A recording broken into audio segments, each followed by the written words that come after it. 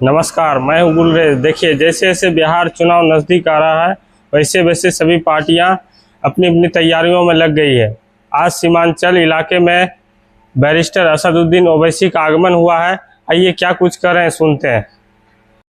UAPA का कानून अमित शाह लेकर आए, किस पार्टी ने उसकी तायीद की? पूछो इन लोगों से जो हम पर इल्जाम लगाते। क्या कांग्रेस पार्टी ने यूएपीए के कानून की तरमीम की तायीद नहीं की थी? आज उसी कानून के तहत दिल्ली के तिहाड़ जेल में 6-6 साल से हमारे नौजवान बेटे और बेटियां सड़ रही हैं। तो मेरे अजीज दोस्तों और बुजुर्गों, हमने अपनी ताकत की बुनियाद पर यह खत लिखा है। कमजोरी इसमें कभी थी ना कभी रहेगी इंशाअल्लाह ताला। दूसरी बात वो कहेंगे ये हैदराबाद से आया है। हाँ, मैं हैदराबाद से आया हूं, चांद से नहीं आया हूं, इसमें कोई बुरी बात नहीं है। और अगर जो कह रहे हैदराबाद से आया, तो फिर वो जो हरियाणा से आकर बिहार में राज्यसभा का एमपी बन जाता है, उसमें तुमको पेट में दर्द नहीं होता? क्या वो बिहार का वासी है? मैं हैदराबाद से जरूर आया हूं और इंशाअल्लाह ताला अल्लाह जब तक जिंदा रखेगा आता रहूंगा। दुनिया की कोई ताकत मुझे सीमांचल और बिहार आने से रोक नहीं सकती इंशाअल्लाह ताला। सिर्फ मौत ही मुझे रोक सकती है। मगर अगर मेरे आने से तुम्हारी नींद हराम हो गई है, तुम्हारा चैन बर्बाद हो चुका है, तो मेरा आना कामयाब हो गया, क्योंकि तुम इस आवाम को धोखा दे रहे थे। आज आवाम में एक बेदारी पैदा हो गई।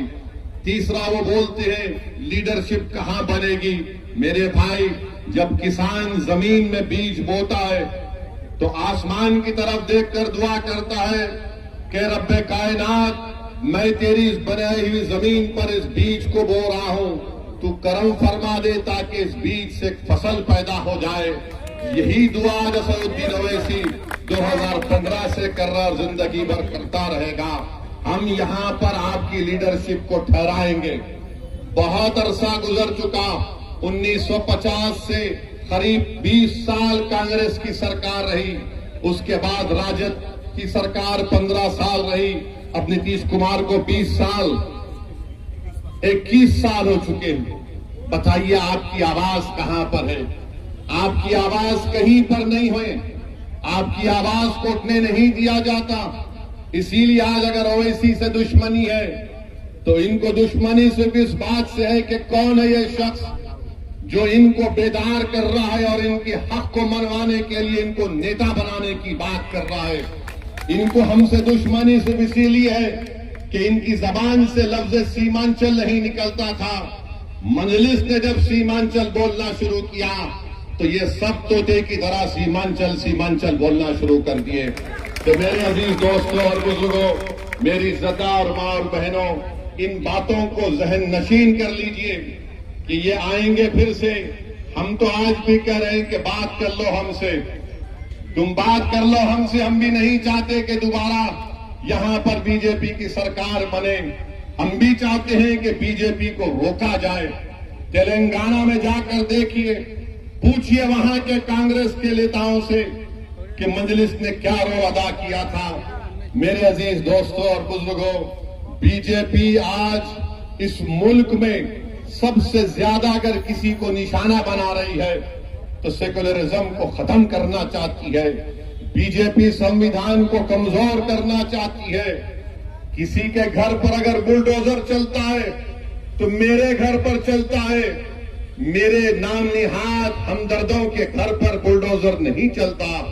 अगर किसी बच्चे को आई लव मोहम्मद का पोस्टर उठाता है तो उसका पोस्टर छीन लिया जाता है।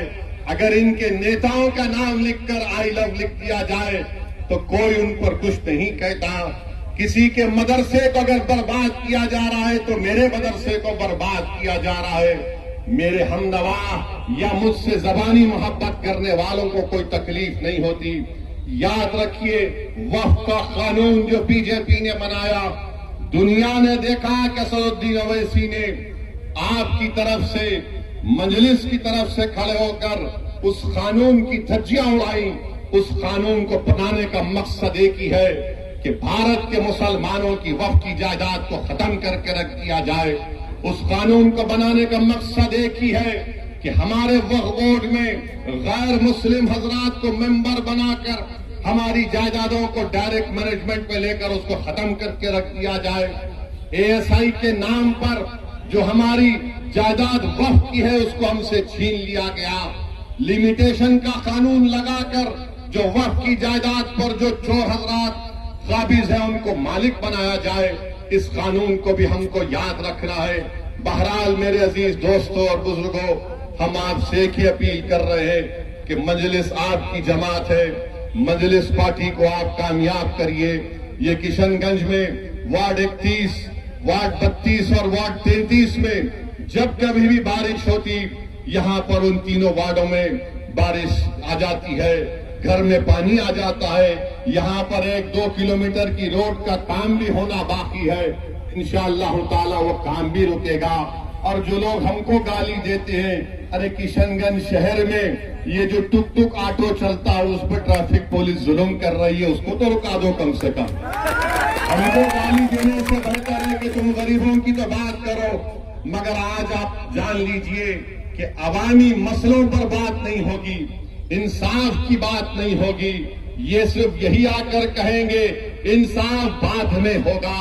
तुम जुल्म को सहते रहो, पहले हमको नेता बना दो, पहले हमको मुख्यमंत्री बना दो, ताकि हमारी खानदान में जितने लोग हैं, जितनी नस्लें हैं, वो कोई ना कोई मिनिस्टर बन जाए। मैं आपसे अपील कर रहा हूं, ये इलेक्शन आपका है, ये इलेक्शन ओवैसी का नहीं है। ये आपको इंसाफ की लड़ाई लड़ना है। हम आपके दरमियान में थे और रहेंगे। और जो लोग कह रहे थे कि मजलिस का एक ही विधायक बच गया बिहार में, अरे बिहार की अवामी असेंबली का रिकॉर्ड उठाकर देख लो। अख्तरुल ईमान को ये 4 बेईमान छोड़कर भाग गए। मगर याद रखो, ये